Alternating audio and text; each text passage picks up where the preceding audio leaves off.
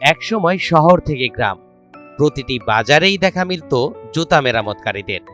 পুরনো জুতা সেলাই, স্যান্ডেল মেরামত কিংবা পালিশ করেই চলত তাদের সংসার। কিন্তু সময়ের পরিবর্তন, মানুষের অভ্যাসের বদল এবং কম দামে নতুন জুতা সহজলভ্য হওয়ায় দিন দিন কমছে এই পেশার চাহিদা। ফলে জীবিকার তাগিদে অনেকেই বাধ্য হচ্ছেন পেশা বদলাতে।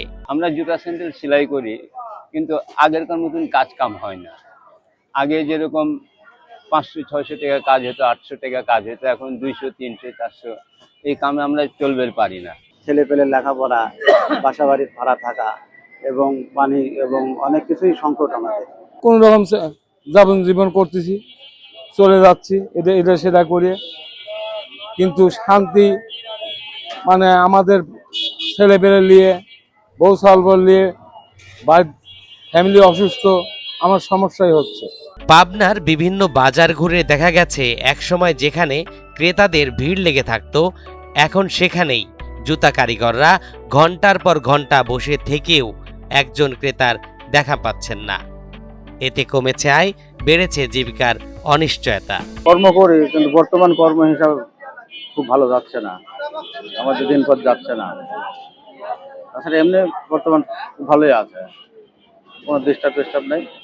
আগে যেটা কর্ম করতেছি, কর্ম করি আসলে বর্তমানে কাজকাম ভালো হচ্ছে না। আমরা যে কর্ম করি, এই কর্ম আগে যে রেটে করতাম, আগে জিনিসের দাম কম ছিল, কাজ করতাম, চলতো। এখন জিনিসের দাম বাড়তি, এখন যে মানুষ টেকা দিতে চায় না। আগেকার রেট এখন তো আর না, এখন জিনিসের দাম বাড়তি, এখন তো আমাদের কাজ করে দিন পথ চলে না।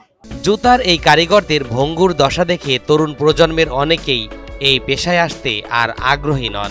এখন ধরেন আমরা এই কাজ করি, আমরা এখন বুড়া হয়ে যাচ্ছি, আমাদের ছেলে পেলে আর এই কাজ করতে আর আসবে না, সব অন্য কাজে লাগে পড়ে।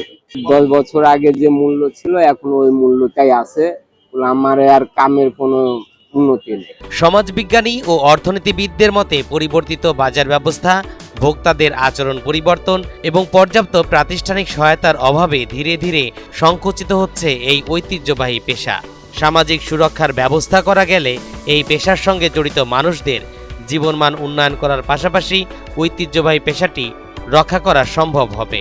এরা এখন কোথায় বসবে সে নির্ধারণটা পুরোটাই পৌরসভার বিষয়, এটা আমাদের এখতিয়ার বসবে। আমাদের আবেদন চলছে আর কি, এই আগস্ট মাসের 1 থেকে 15 তারিখ পর্যন্ত অনলাইনে আবেদন হবে। ওনার যে কোনো কম্পিউটার দোকানে অথবা এই যে ইউনিয়ন পরিষদের যে উদ্যোক্তা আছেন ওনাদের কাছে গেলেও আবেদন করে দেবেন 1 থেকে 15 তারিখে, আগস্টের 1 তারিখ থেকে 15 তারিখের মধ্যে আর কি। একসময় মানুষের দৈনন্দিন জীবনের অবিচ্ছেদ্য অংশ ছিল জুতা মেরামতের এই পেশা। সময়ের পরিবর্তনের সঙ্গে তাল মেলাতে না পারায় আজ সমাজ থেকে হারিয়ে যাচ্ছে পেশাটি।